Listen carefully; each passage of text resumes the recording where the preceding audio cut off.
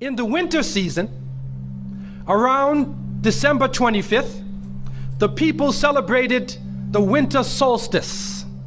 And so the winter solstice would come about somewhere from December 21st all the way to around January 6th or so.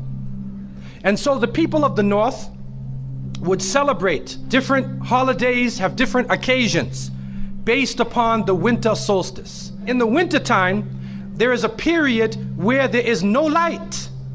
You are literally in darkness 24 hours of the day. And this stretches for a period of time. Now, could you imagine if you're living in Alaska or living in Canada or living in Norway and you don't have central heating and the cold is outside, it's darkness around you. People are dying from disease.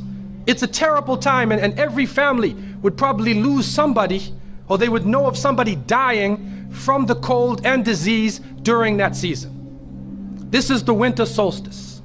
And so when the sun starts to come out, the people now are looking at the sun as a life-giving force. And so during that time, a number of ceremonies were held in northern countries. In the far north was the Feast of the 12 Nights, which stretched from December 25th to January 6th. Also in ancient Greece, there was the Bacchanalia, which was held for their god Bacchus, the god of wine and sport and play. The Romans had the Saturnalia for their god Saturn, their main sun god Saturn. And so you find during these times that the people held ceremonies in the north. They would burn bonfires. The light was important, the fire, because the fire represents the light, the life-giving force for those who worship nature. Also in the north, they recognized that there was one tree that despite the cold would still remain alive, the evergreen tree, the fir tree. And so in some cases they would take this fir tree, believing that there was powers of life within the tree, and they would put it in their homes, set it there and put a light on the top of it, or burn them in the front, or they would make mistletoes and put them over their doorways, a type of what we would call ta'weez or tamima. It is an amulet. And they would hang the amulet over their doors, hang the amulets in their home, hoping that this fir tree, that this so-called life-giving force would protect them from the danger of the winter. And so their ceremonies developed around this.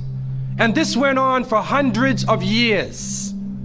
We also find in the ancient northern countries, and the Druids of the north, they carried out special ceremonies surrounding the mistletoe and surrounding the fir tree and the beliefs, and they would meet within circular areas.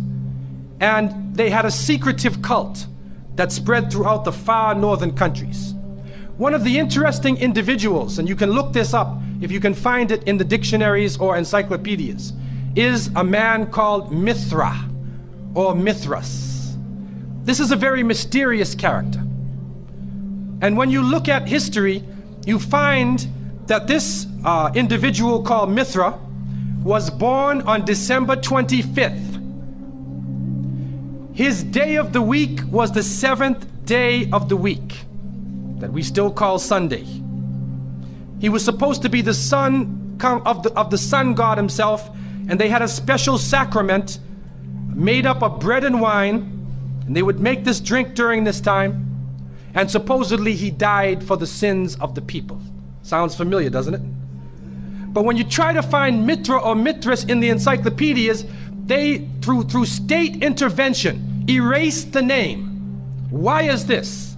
That is because after the time of Jesus, Isa alayhi salam, when the message began to spread and they went north, and you'll see within historical writings that Barnabas, one of his disciples, met a man named Saul or Paul, who later called himself Paul.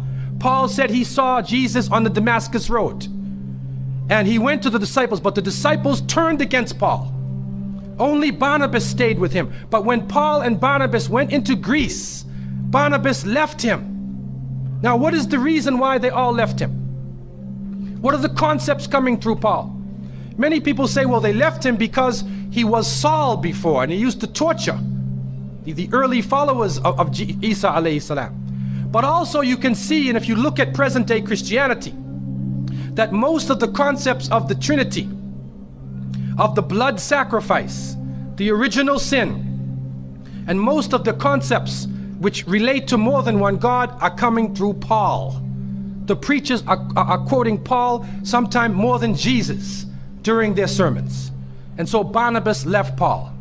And somewhere in the early days, in Rome or Greece, somewhere in that area, those missionaries who were teaching the teachings of Jesus, Isa alayhi salam, met with this force coming from the north.